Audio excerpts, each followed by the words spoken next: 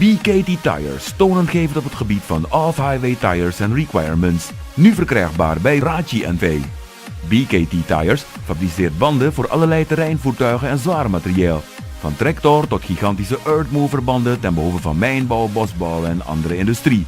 De Agrimax en Agrimax Force zijn niet voor niets populaire banden in de landbouw voor eenvoudige tractoren tot en met de modernste high-tech landbouwmachines. BKT Tires produceert ook voor equipment voor rollend materieel in havens. Deze banden zijn gemaakt om te presteren onder extreme en uiteenlopende uitdagende omstandigheden. Met een grote smile gaan we de toekomst tegemoet. We boeken succes en rollen vooruit met BKT Tires. Wat Raji NV op dit gebied niet in voorraad heeft, kan direct worden besteld. Uw BKT Tires distributeur in Suriname is Raji NV, RP Barostraat 14 tot 16 Nikeri en in Paramaribo, Varsja NV, Korteweg 212-214. Een goede grondbewerking en oogst met maximale opbrengsten is waar elke reisboer, klein of groot, naar streeft. Tumozan-tractoren zijn daarvoor de ideale werkpaarden.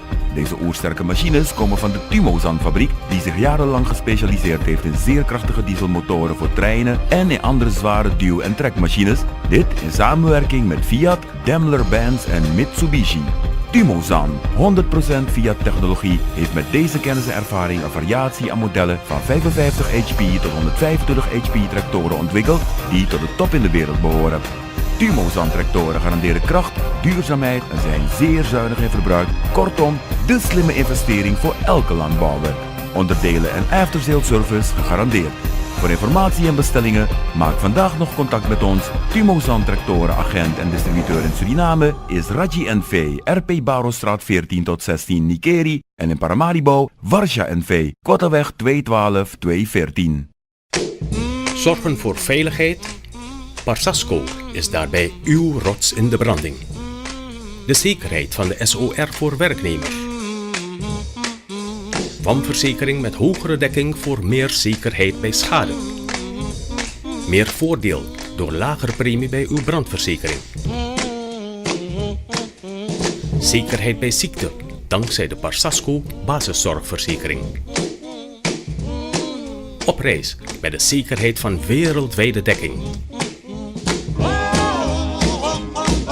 Ervaar onze zekerheid. Parsasco, vriendelijk en betrouwbaar.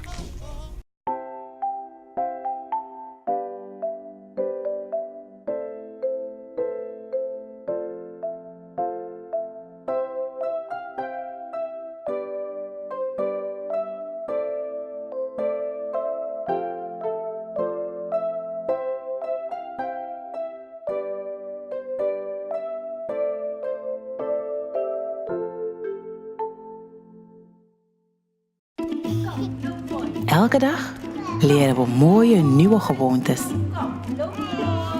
We leren mooi te lopen. We leren mooi te staan.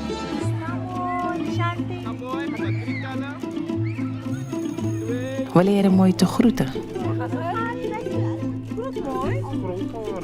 En deze horen wij vaak. Kijk mooi. Want mooi kijken kies je bij ons. Optiek Ninon. Driven to care beyond vision.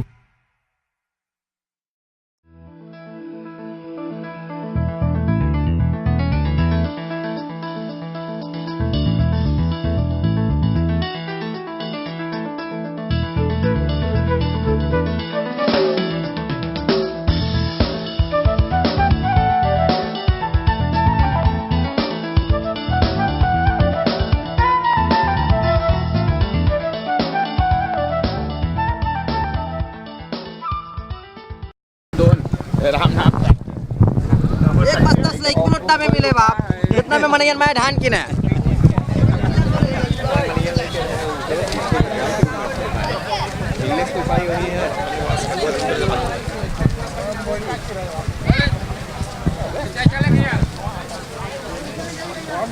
चलो सब कोई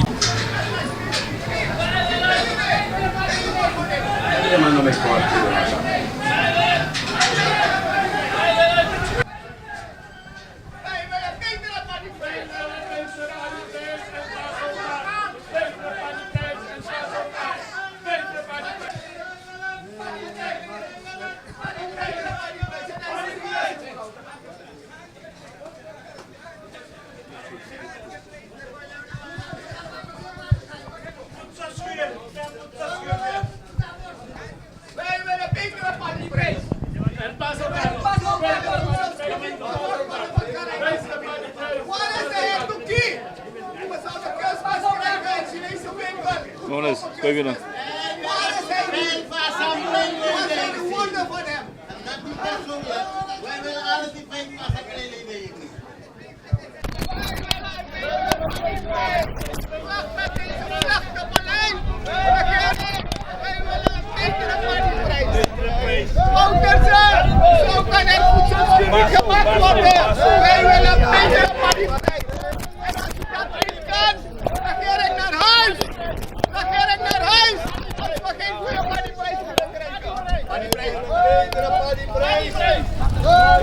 Wij zijn de landbouwers! Wij zijn de landbouwers!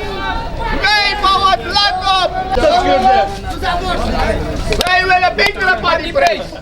Pas op, gemaakt worden van Caribisch gebied. Waar is de heer Toekie?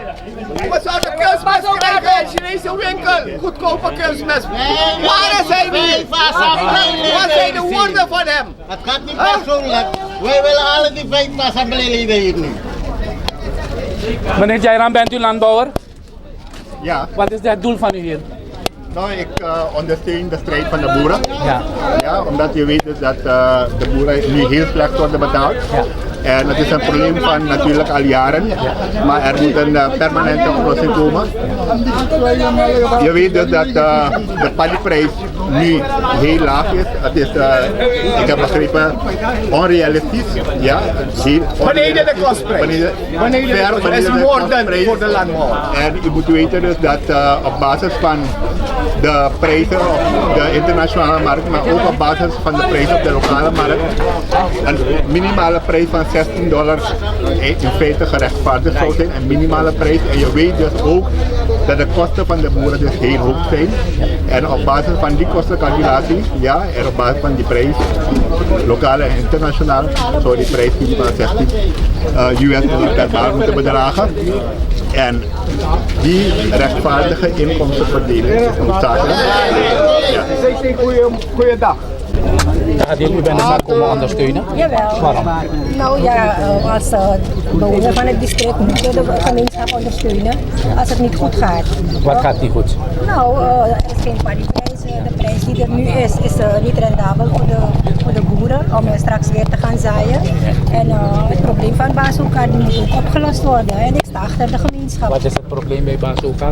Nou, je merkt dat de mensen dus steeds weer worden belasterd, worden van de ene dag op de andere weer teruggeroepen en het komt gewoon niet rond. Afspraak maken $1,5.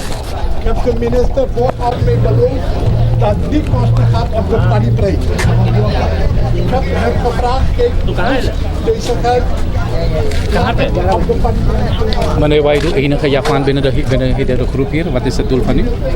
Meneer Moenders, moeten we het etnisch benaderen? Is een grap, meneer Waidu. Oké. Die heeft de serieus aangenomen. Nee. Nee, we zijn hier. We moeten de Nigerianen ondersteunen. En dit is geen boerengevecht of een bazo-gevecht. Het is een probleem die alle Nigerianen, waar alle Niger eronder lijden.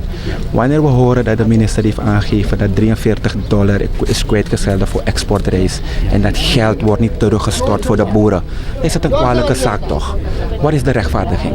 Dus daarom moeten we pleiten, als de verwerkers niet bereid zijn om dat geld terug te geven aan de boeren, laat de staat weer dat geld invoeren en dat geld geven aan de boeren. Dat moeten we doen. Meneer, wat doet u hier? we komen voor betere paddyprijzen hier. En bazookaart natuurlijk voor de burgers die het niet hebben. Is bazookaart een recht of een plicht? Is een recht van de burgers. En is dat een probleem hier? Is een probleem, want ik bedoel, de dingen zijn al bekend. 5000 kaarten gaan vervallen dit maand of ergens. En ja, het is een must waarvoor de burger in feite moet opkomen. Oké, paddyprijs moet de regering dat bepalen? Hoe dan ook, de regering heeft een beleid ten aanzien daarvan. Want de regering int al van ons. Als we kijken naar de inputs, benzine, kunstmest en dergelijke. De regering int al van ons. Dus als wij in nood zitten, dan vinden wij dat de regering ook moet inkomen voor dit ding. Oké, geweldig. Meneer Ragunat, vertelt u mij waarom u hier bent? Ik sympathiseer met alle mensen hier, met de landbouwers en met het doorsnee van het Nigeriaans volk in kwestie bazookaart. Waarom sympathiseren met de landbouwers? Omdat er lange periode sprake is van knevelarij in de sector, waarbij ook overheidsmannen geld op ruggen van landbouwers verdienen. Hè? Ik voer u terug naar 2012, 2013, toen paddyprijs voor 35 SRD was. Diezelfde hoeveelheid paddy is toen de tijd dat Venezuela verkocht voor $800. Ja. De vraag is, waarom hebben de boeren niet hun retentiemiddelen toen de tijd gehad? We zien dat de wereldmarktprijzen wel vrijwel stabiel zijn. Waarom kunnen de boeren niet een veel betere paddyprijs krijgen, terwijl de inputs met de dag stijgen elk seizoen? En vandaar dat ik hier ben, dat is een gerechtvaardigd strijd van de landbouwers om hun moreel ook te steunen. In kwestie bazookaart is het zo dat wanneer de armoede toe is genomen, en dat wordt door deze regering ook bestempeld, benadrukt, toch?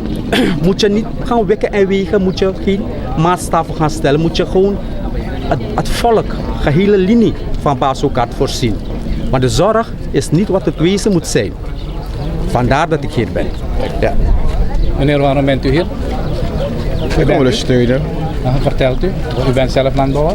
Jawel, toch wel. Wat is het probleem binnen de sector? Nou, zoals het al bekend is, de prijs van de paddy, kost zijn hoog, die met komt uit. Moet de regering de prijs bepalen? Nou, zoals Guyana, de government bepaalt de prijs. Zo voor altijd wel zo, behalve in Suriname. Ja. Dus er moet een change komen in deze, dat is al. Wat wilt u de regering meegeven?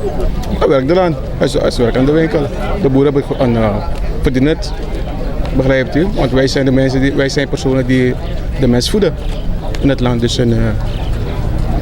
werk eraan. R.L. Sarda, u bent op een afstand, waarom bent u hier? Nee, toevallig kende ik hem en was ik bezig met hem om over te praten. Vindt u de strijd goed? Staat u achter de strijd? Ja, man. Waarom? Kijk, dan verleden was paddyprijs. Ja. 80 SRD, 85 SRD. En nu is hetzelfde, waarvan dingen zijn gaan verhogen, dus daarom ben ik hier.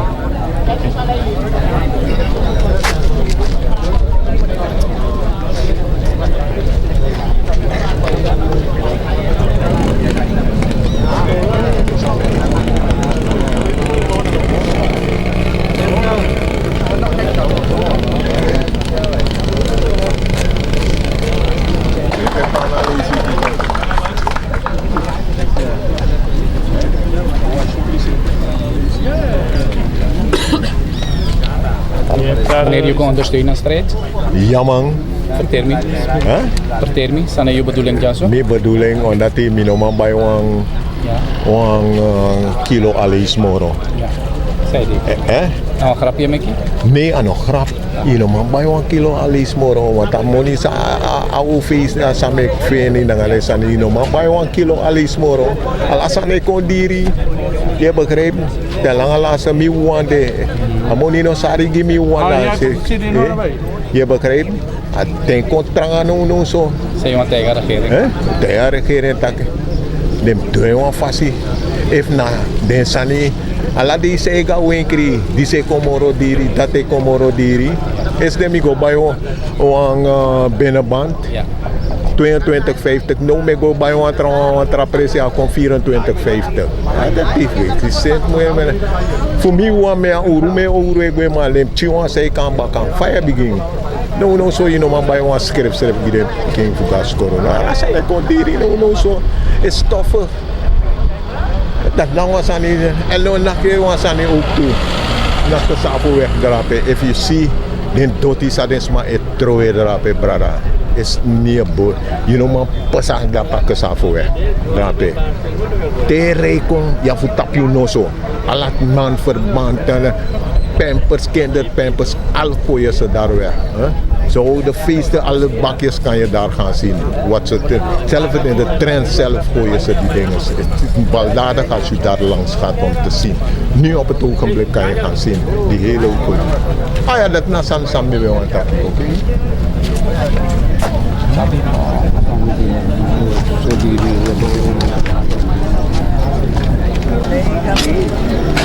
Advocaat Malahe, u valt op hier. Ja, bent u een vreemdeling hier, meneer? Ik ben geen vreemdeling. Ik denk dat de Nigeriaanse economie draait op de paddyboeren. En in dat opzicht is het noodzakelijk dat er een goede prijs gegeven wordt, zodat iedereen kan genieten van de Nigeriaanse economie. Want als je een prijs geeft dat beneden de internationale waarde is, dan kom je er niet uit. In buurlanden sowieso is altijd de opkoopprijs tussen de 13 tot de 15 US dollar. En als je nu zit rond de 19 dollar, dan ben je lager dan de prijs die internationaal wordt gegeven. Omdat de reisverwerkers verkopen met de internationale prijs tussen de 500 en 600 dollar per ton. En op het moment dat je de paddyboer eigenlijk dooddrukt en doodslaat, betekent dat je eigenlijk de mensen die moeten zorgen voor de inkomsten uiteindelijk in een probleem zet. En daarom is overal waar onderdrukking zou zijn en zaken onrechtvaardig zijn, dan gaat u mij wel vinden. En in dat opzicht is het noodzakelijk dat de mensen hier zijn. Ik ondersteun de zaak. Nonsense वाला बात की सब बच्चा कहाँ है भैया ए भैया यहाँ बटिया कहाँ पे भैया को तक चल साहब अंदर हैंडल करेगा स्नेल यहाँ न लंगा बांध पर धान बट कट के बचा दे मेरी मान पैसा ना भरे सब नॉनसेंस है दस वाला Sana upa price no sana. Upa price. Sana upa price. Maxio. Maxio firmo com fotos. Ala sana price, oli price, mas price, padi upa price. Sana sani. Mira first time was sani. Mira barai fugi de mai ba alam padi keratas, make them pelam padi export. Dari kelari vitapa a race sector. Kelari do. Private tak kholu ano halbar. So sana upa price. Nakatag ulo sana upa price. Awi president, reporting, amusta kita sana upa price. Wat pas light buskop do. Binatangkol na asomya, wimusgoro ka na grong. Omen milyat sumayang alisi. Wipina, ina grong. Matok winap no awar dere. Ala seisun safe problem. Ala seisun safe problem. Saudu. Plus फिर कोई ना करो तेरी किस मांग केरी करता नु ते फुको सानी auto so ya fupai trape. Delesino de tu. Oke dah. O kablu sai kan. Delesino de. Ya pai da fum. Go pai da pai dai kisi ho yo de. Aksi karta kita tak sai kon duja. You know ma fen karta so you ko sani aksi karta ja. You aksi fu sani number fu bel foto sai da saki you offer nannes number. The sumai lel. No so ai bedeng ai adang proko. Landi na Santi, demanda ko Santi. We put doti da kota pa Santi da.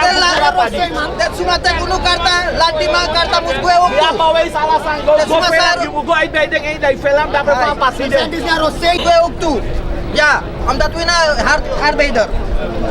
We roko, test ki betu no, da uno sabi fu pe utika moni futarun go pai darpe. De landi ma is doi na kantoro, de sumap karta.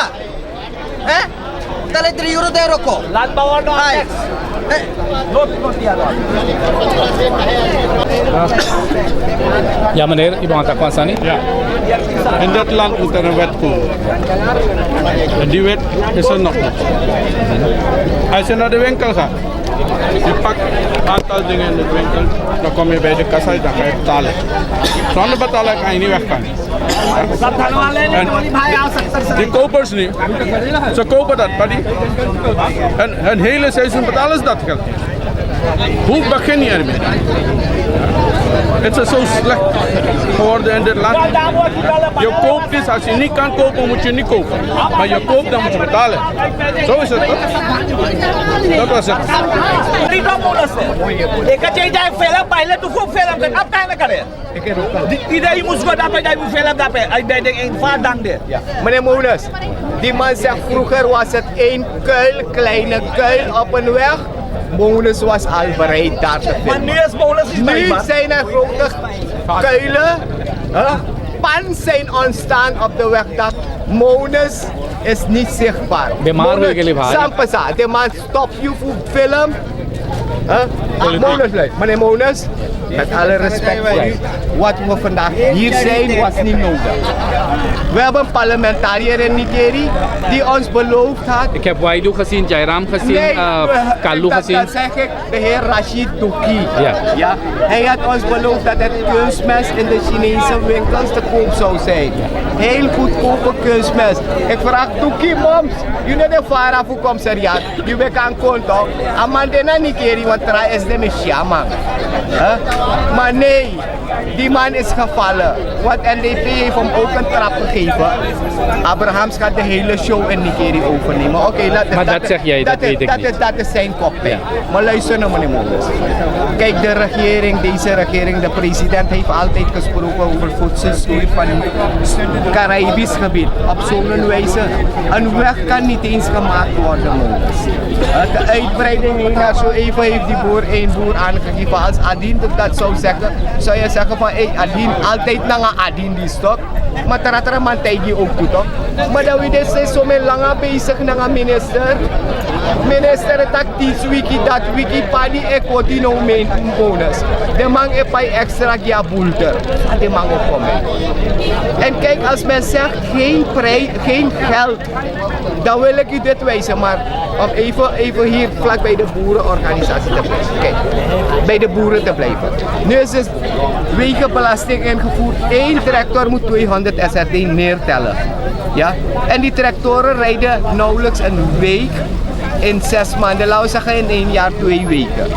Dan moeten deze schurken en boeven dat weer toucheren van ons. Ondanks dat wij de government take betalen. Door de frontregering was de government take ingevoerd en de wegenbelasting on hold gezet. Ja? Maar deze mensen zijn voor beide, voor 1 feit kan je 2 boetes niet betalen, toch? Dan moet je die government afschaffen, government take afschaffen op brandstof en dan voer je de wegenbelasting. Maar dat doet men niet. Ja.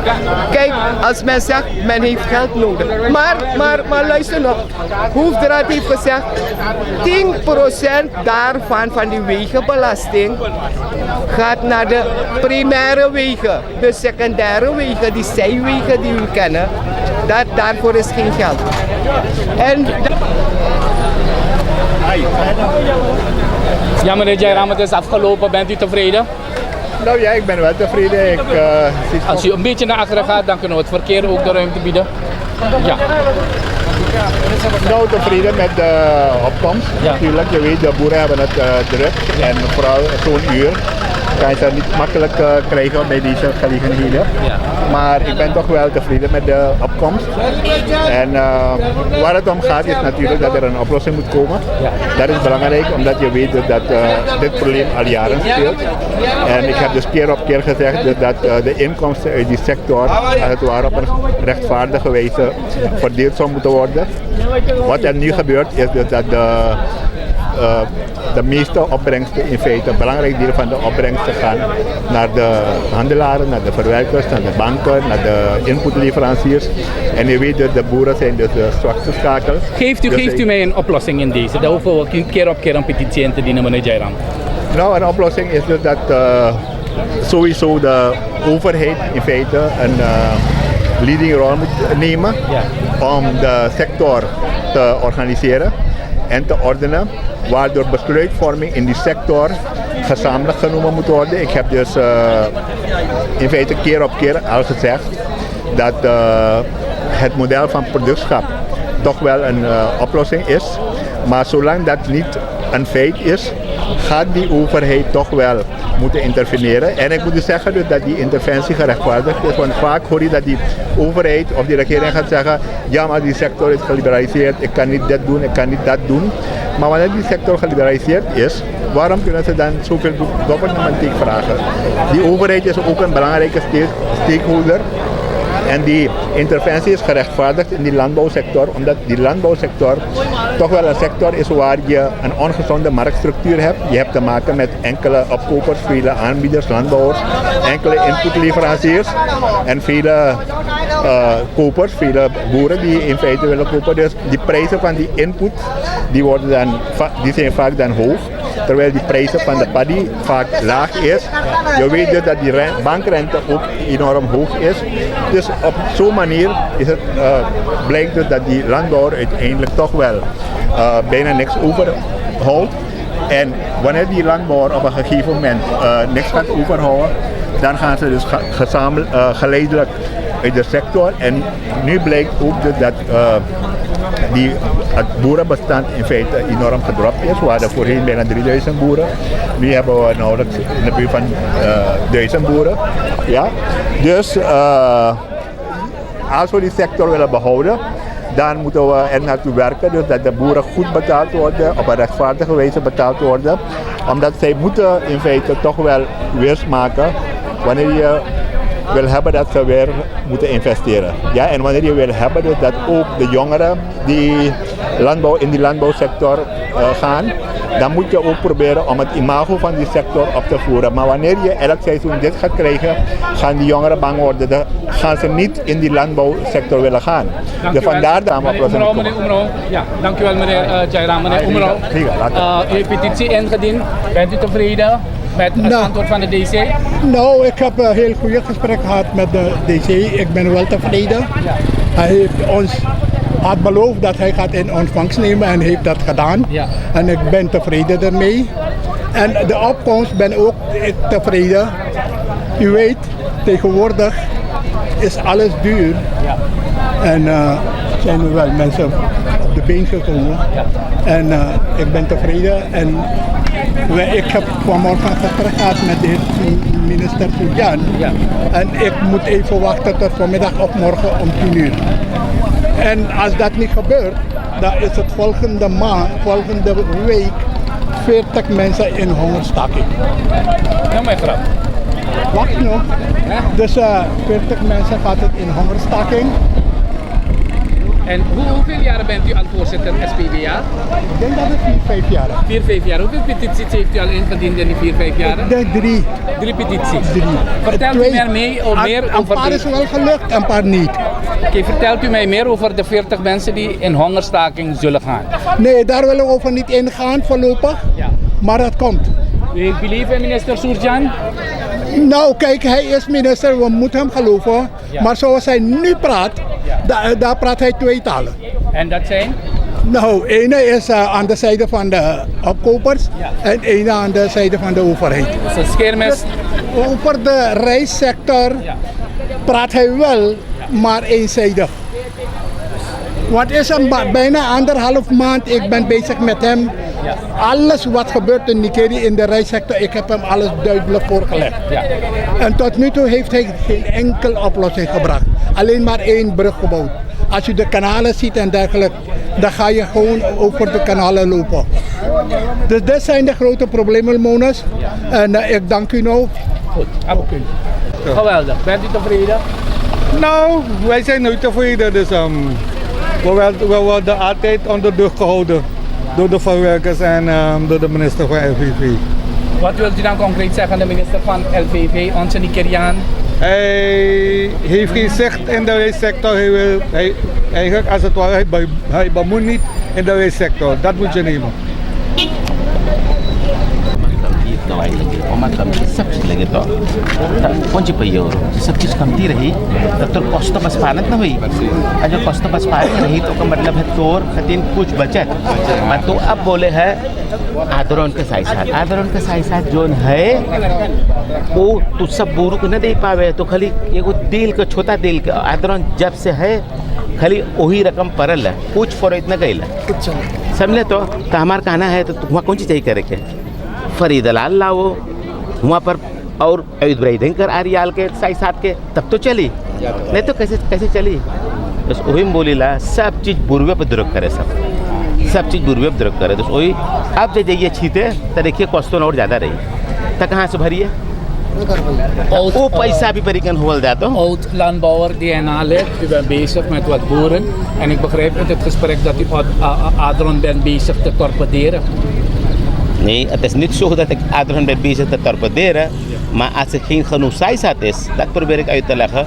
Meneer Mones, het heeft te maken dat de boeren hier nu zijn geweest om een petitie, wederom een petitie hierin te dienen, bij de commissariaat, om dan dat verder geleid moet worden naar Paramaribo, naar de president. Er is ook daar bij de DNA-petitie aangeboden. We hebben dat de parlementsvoorzitter met leden van de oppositie en ook andere leden in ontvangst genomen. Maar laten we even kijken, goed kijken waarvoor de boeren hier zijn. De boeren hier zijn hier gekomen. Ze hebben velden gelaten terwijl ze bezig zijn met de oogst die duurzaam aangepakt moet worden. Dan ziet u dat de boeren hier zijn. Waarvoor zijn de boeren hier? Om hun velden te laten, om hier te komen en te gaan vechten voor een betere prijs. Concreet, meneer Kalu, oud-landbouwer, u heeft grote honderden arealen gezaaid. Denkt u dat de regering kan komen tot een prijs? Ik ben nog steeds landbouwer, meneer Mones, en ik ga u zeggen, ik ga u ene zeggen. De regering moet komen om te praten met de verschillende actoren, te praten tot de verwerker, te praten tot de producent, te praten tot de exporteur, om te komen tot een realistische, rechtvaardige prijs. Daarvoor zijn we hier. Het moet zo zijn dat de boer wederom zijn beplanting kan doen. Het moet niet zo zijn dat je de boer verlies laat leiden en straks ook, zoals elke krop het gebeurd is, en dat hebben we gezien afgelopen 5-6 jaren, dat aantal boeren failliet zijn geraakt en steeds failliet raken. En wat gebeurt er dan op den duur? Mensen worden broedeloos gemaakt. En daarom zeg ik ook, wij moeten ervoor zorg dragen dat de boeren die er zijn beschermd moeten worden, hun gezinnen beschermd moeten worden en dat ze door kunnen produceren. Productie is in het belang van het volk en land en volk wil zeggen dat u eten op tafel hebt, rijst op tafel hebt. Heb ik altijd gezegd, dit altijd aangekaart. Weet u wat het betekent? Als wij al die tijd deze boeren zouden beschermen, zouden ze al lang bezig zijn met de uitbreiding van hun arealen. Vandaag helaas zien we dat er alleen maar 21.000 hectare is ingezaaid. Hoe komt dat? Terwijl de regering zei, afgelopen jaren terug, tijdens de jaarrede van de president, heeft de president gezegd van dat wij opgaan naar meer dan 35.000, verdubbeling naar de 60.000 en opeens zeiden ze dat ze 200.000 hectare zouden gaan inzaaien. Wat is er vandaag gebeurd? Dat wij gezakt zijn naar de 21. En daarom zeg ik, wij moeten gaan naar productschap. Productschap reist om dan alle actoren bij elkaar te hebben. En dan gaat u zien dat er inderdaad rechtvaardiging komt voor de boeren. Daarvoor zijn we, meneer Mones. Ja? Dag meneer, hoe is het met u? Niet slecht, niet goed. U bent de heerlid. Ja. Bent u tevreden met de petitie en de opkomst hier? Luister nou, deze dingen moeten we achterwege laten. We moeten niet hier komen bedelen. De mensen moeten hun huiswerk vooraf hebben al gemaakt. En de minister moet nu gaan handelen. Wat moet de minister doen? Onze Nigeriaan, Surjan. Juist, u heeft het goed gezegd. Ja. Onze Nigeriaan. Ik zie hem niet eens. Ja. Dat is alles. Ja. Hij moet in feite opkomen voor de Nigerianen. Want als ik kan u in alle hoeken van Nigeria brengen, meneer Mones. Ja. Dan zult u oog en oor zijn dat er niks wordt gedaan in ons reisdistrict. Zeker weten. Je hebt OW-minister, je hebt LVV-minister, je hebt RO. 3 grote ministeries die zaken moeten aanpakken. Ja? De gemeenschap die betaalt al zoveel uit voor een toffie tot en met weet ik veel. Ja? En als je 10 een dubbeltje hebt genomen van de gemeenschap, probeer 5 een stuiver te investeren in de gemeenschap. En eet en vreet die 5 cent. Maar deze mensen nemen de hele dubbeltje. Wel, ze gaan loesberen straks krijgen. Heeft u belief in de petitie? Wel, er is weinig hoop. Want, ik zeg het u eerlijk. De minister, denkt u dat de minister alle opkopers gaan opbellen? Dus hij moet met bewijzen komen. In feite moest de voorzitter van SPBA in het bijzijn van ons de minister hebben gebeld. En een antwoord hier geven. Niet over een dag of een avond. Hij heeft een antwoord gegeven. Even wachten over Wat prijs. is dat? We wachten elke dag, meneer Mones. En alle de unu patwe como Rosmara. Ja? Laat me dat de OW-minister, bedoel, OW-coördinator. Een weg van de Friedrichsweg, een kuil voor zijn huis kan hij niet dichtmaken. En wat zegt hij? Payo Baino, ham deki tolong ke musibat hamar dil lowe. Laat hij niet komen uitleggen wiens deel nu huilt. Hij moet dat komen uitleggen hier. Maar Mones, ik word agressief als ik deze dingen zie. Want in de televisie of op de media was het klein voor deze mannen. Maar nu, ze zijn volgens mij met de spoorbaan weggegaan, no? Die ze hebben aangelegd. En je hebt ook een LVV-coördinator hier. Wat zegt hij? Met zijn mond dat 30 en 35.000 hectare zijn ingezaaid. Laat hij hier komen zeggen hoeveel hectare zijn ingezaaid. En ook Aero, idem dito. Alle resorten kan je gaan kijken, er wordt niks gedaan. Er zijn zoveel arbeiders in dienst genomen. Maar gaat u kijken, alle bermen, alle loopsingen, alles zijn verstopt. Wie moet dat gaan doen? Wij betalen al voor alles. Ja? En als je niet zou moeten doen, dan zou je niet zoveel arbeiders in dienst hebben genomen. Waarvoor zijn ze in dienst genomen? Voor mooi. Het is mijn recht, volste recht. Ik ben DR-lid. Los van dat ben ik ook voorzitter waterschappen. Ja, ik ben ook ambtenaar. U mag het ook weten. Maar ik doe mijn werk nog oprecht. En ik ga niet hier en daar zitten waar ik een dubbeltje en een stuiver kan krijgen. Om het volk op te lichten. Gaat u kijken naar Basokaart situatie. Maar wanneer de president toch voor 100% behandeling gaat naar het buitenland met gemeenschapsgeld, dan zie je iedereen. Halleluja. Ja? Ga daar ook even filmen. Voor die zwangere vrouw. Wat is het probleem daar dan? Waar? Baso. Elke dag ga je toch geen mensen oproepen. En je helpt ze niet. Dat is het probleem daar. Als het niet kan, moet je gelijk zeggen, meneer, het kan.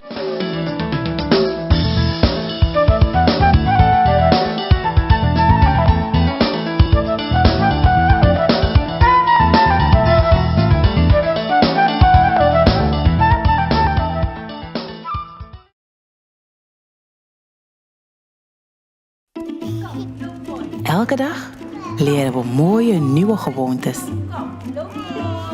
We leren mooi te lopen. Naar de cameraman kijken. We leren mooi te staan.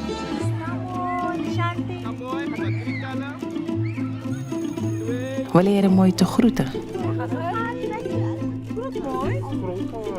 En deze horen wij vaak. Kijk mooi. Want mooi kijken kies je bij ons. Optiek Ninon. Driven to care beyond vision.